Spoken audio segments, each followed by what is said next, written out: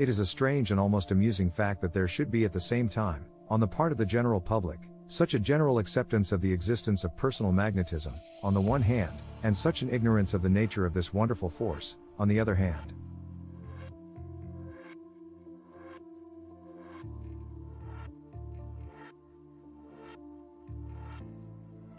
In short, while everyone believes in the existence of personal magnetism, scarcely anyone possesses knowledge of the real nature of the same, much less a working knowledge of its principles of application. A belief in the existence of a personal power, influence, or atmosphere, on the part of certain individuals, which enables the possessor to attract, influence, dominate or control others, has been held by the race from the earliest days of written history. Many of the oldest writings of the race contain references to the strange, mysterious power possessed by certain individuals, which enabled them to attract or influence others.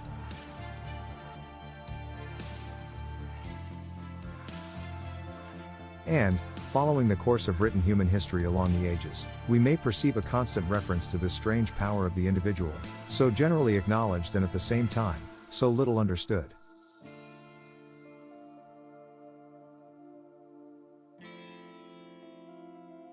Coming down to the present age, an age in which great attention has been devoted to the study of psychology and psychic subjects in general, we find that while the old belief in personal magnetism has been strengthened, there exists, at the same time, very little general knowledge among the public regarding the real nature of the force or the best means of using and employing it.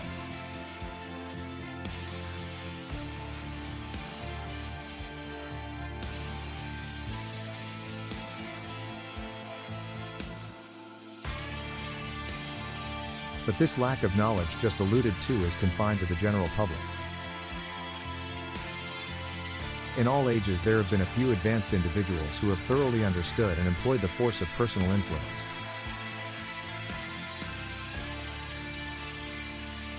Not only have the occult students of the past possessed this knowledge, and have passed it on to their successors, but many of the greatest men of history have acquired a thorough knowledge likewise, and have employed it in advancing their own interests.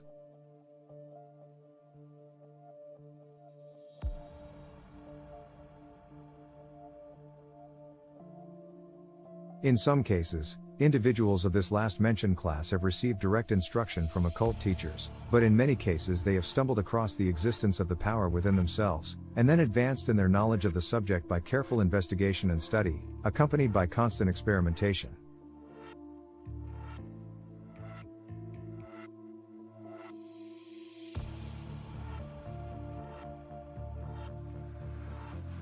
Many of them, in their writings or sayings, have testified to their knowledge in us of this most wonderful power. It is difficult even to correctly define the term personal magnetism, so little are its principles understood by the masses of the people.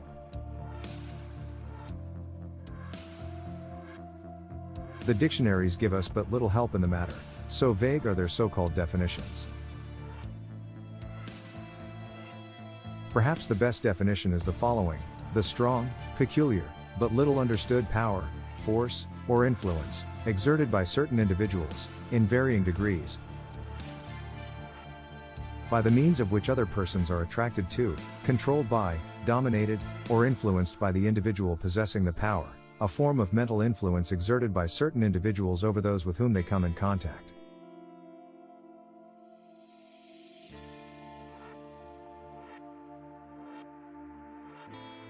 The principal objection that I, personally, have to the above otherwise fairly good definition, is it implies that only certain individuals possess personal magnetism, the implication being that the remainder of the race are devoid of it.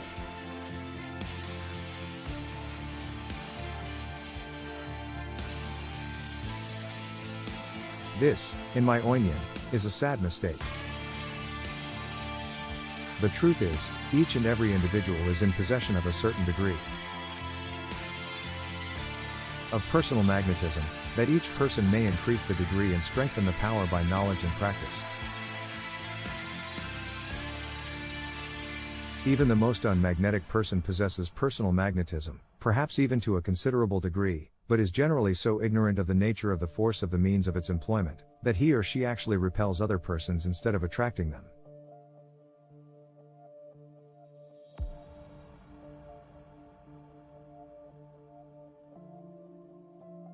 4. Do not fail to note this fact: personal magnetism, like material magnetism, may repel as well as attract. It has its positive as well as its negative side.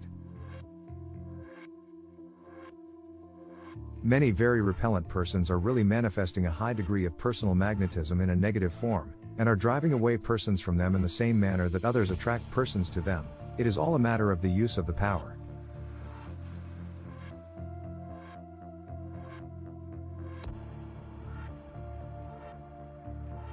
The fact is that every person generates and throws off a certain degree, varying among different individuals, of personal magnetism, which affects the minds of other persons coming within the field of its influence.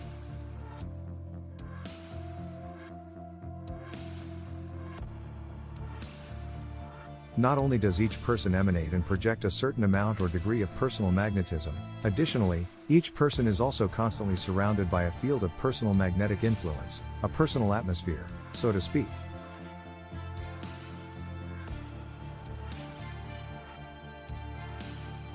This personal atmosphere affects to a greater or lesser degree other persons coming within its field of influence.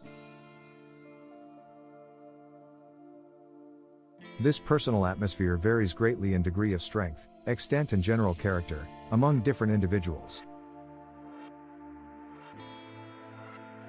The average person has but a weak personal atmosphere, which extends but a short distance on all sides of him, while the strong characters of the race are surrounded by a widely spread personal atmosphere of great power, especially when they are aroused by any strong emotion, feeling or desire.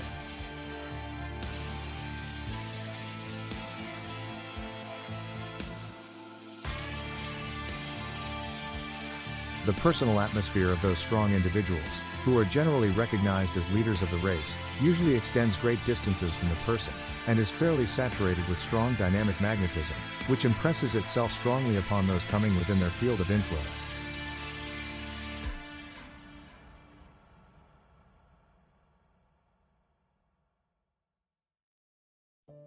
But even the weaker individuals of the race, or using personal magnetism unconsciously, exert at least some degree of influence upon those around them.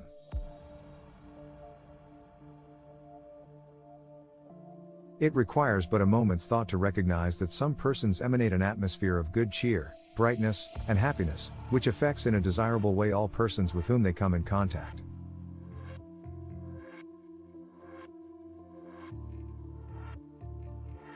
Others, in the same way, are surrounded by an atmosphere of gloom, pessimism and discouragement, which adversely affects persons coming near them. These things are too common to even excite interest among the average persons, but in this phenomena may be found the key to the higher forms of personal magnetism.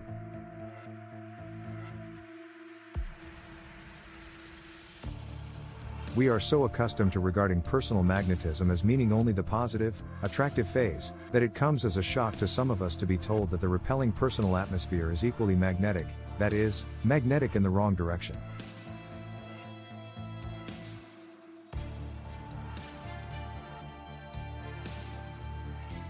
This should cause no wonder, when we remember that even the physical metallic magnet repels, under some circumstances, as strongly as it attracts under others.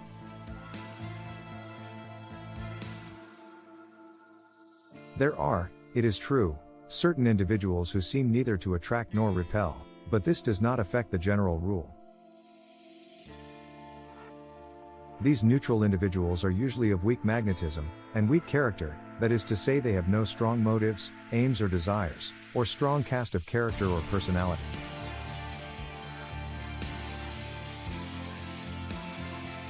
Each faculty of the mentality is neutralized by some other faculty of equal strength, and the result is a neutral condition akin to lukewarm water, neither hot nor cold.